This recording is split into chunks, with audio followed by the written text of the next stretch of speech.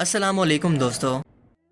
اللہ رب العزت نے قرآن کریم کی سورہ الگ کے اندر ابو جہل کی جہالت اور ظلم پر وعید سناتے ہوئے ارشاد فرمایا، ہاں اگر وہ باز نہ آیا تو ہم ضرور اس کی پیشانی کے بال پکڑ کر کھینچیں گے، جھوٹی اور گناہ کرنے والی پیشانی۔ اس کے بعد حدیث مبارکہ میں ارشاد ہوتا ہے کہ رسول اللہ صلی اللہ علیہ وآلہ وسلم نے فرمایا کہ میدان محشر کے اندر سب سے پہلے قتل کے گناہ کا فیصلہ ہوگا۔ جس شخص کو دنیا میں ناحق قتل کیا گیا تھا وہ اپنے قاتل کو پیشانی کے بالوں سے پکڑ کر گھسیٹتا ہوا اللہ کے حضور پیش کر کے انصاف مانگے گا۔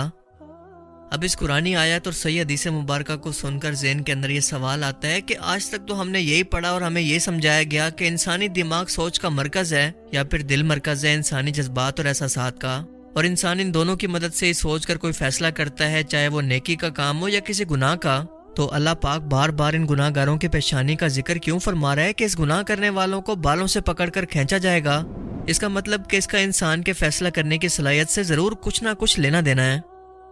جدید سائنس نے جب انسانی دماغ پر کھوج کی کہ اس کا ہر ایک حصہ کیسے کام کرتا ہے اور اللہ نے اس کے ہر ایک پورشن کو یا حصے کو مخصوص کام کے لیے کیسے ڈیزائن کیا ہے، تو ان کی حیرت کی انتہا نہ رہی،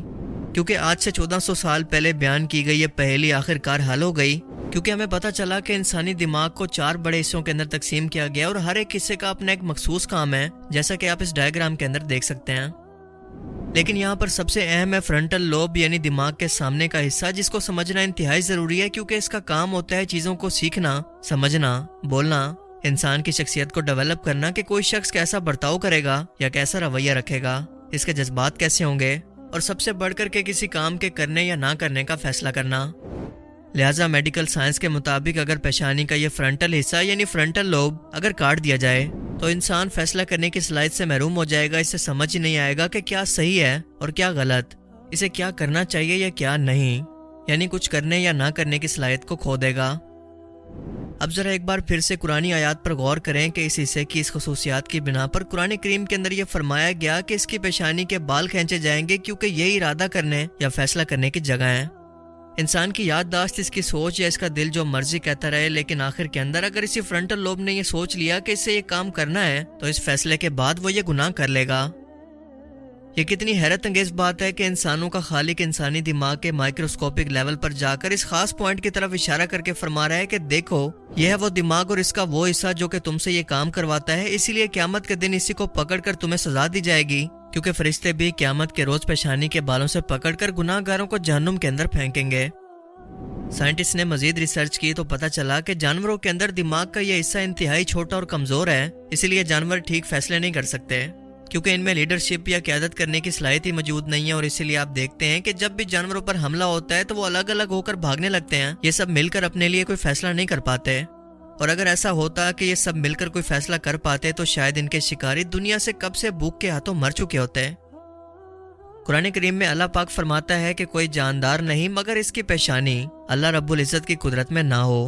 اور حدیث مبارکہ کے اندر بھی یہ دعا بیان کی گئی ہے کہ اللہ کے رسول صلی اللہ علیہ وآلہ وسلم یہ دعا فرمایا کرتے تھے کہ اے میرے رب، میری پیشانی تیرے قبضہ قدرت میں ہے، یعنی میرا فیصلہ کرنے کا اختیار اصل میں تیرے کنٹرول میں ہے، میرا اپنا کچھ بھی نہیں، میں خود کو تیرے حوالے کرتا ہوں، تیری مرضی کے آگے میری مرضی کچھ بھی نہیں۔ اور یہی نماز میں سجدہ کرنے کی حکمت بھی ہے کہ پیشانی کا وہ حصہ جو کہ خود مختار ہے اس کو زمین پر رکھ کر اللہ کی بارگاہ کے اندر اپنے ہونے کی نفی یا اپنی مرضی کی نفی کرنا، کہ یہ پیشانی جو کہ فیصلہ کرنے کا اختیار کرتی ہے، اس کو میں اپنے رب کے حضور پیش کرتا ہوں، اس پر صرف میرے رب کا اختیار ہے، میں اس کی رضا پر راضی ہوں۔